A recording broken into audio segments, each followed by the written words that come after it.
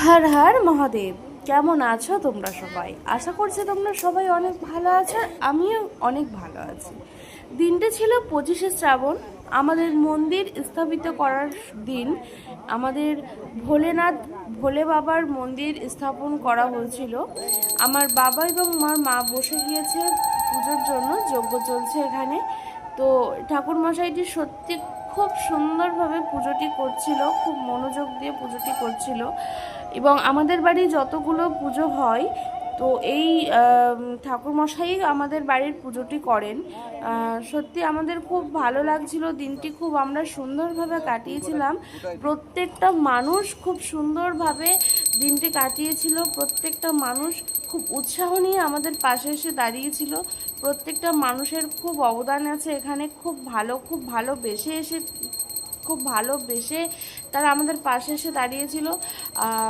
আমাদের আর কিছু না, আমাদের এই যে হাসি মুখে তারা আমাদের পাশে এসে দাঁড়িয়েছে, এটাই আমাদের কাছে অনেক পাওয়া।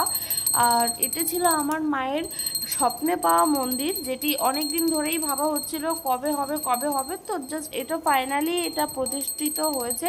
আমার বাবা এবং মা দুজনা খুব খুশি, এবং পাড়া প্রতিবেশী যারা এখানে সবাই আছে তারা প্রচণ্ড পরিমাণে খুশি, এবং প্রচণ্ড পরিমাণে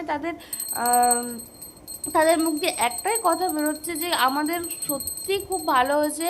আমাদের অ্যাকচুয়ালি আমাদের বাড়ির আশেপাশে সেরকমভাবে কোনো বাবার মন্দির ছিল না, আর থাকলেও সেগুলো অনেক দূরে দূরে ছিল। তো প্রত্যেককেই অনেক দূরে দূরে গিয়ে পুজো দিতে হতো। সেক্ষেত্রে এই যে বাবার মন্দিরটা এখানে স্থাপন করা, এটা প্রচণ্ড পরিমাণে একটা সবার খুশির বলে ভাবা যায় এটা।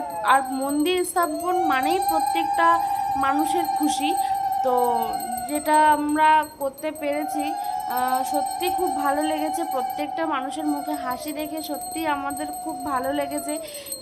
এই মন্দিরটা ছিল আমাদের মা শীতলা মায়ের মন্দিরের একদমই পাশে।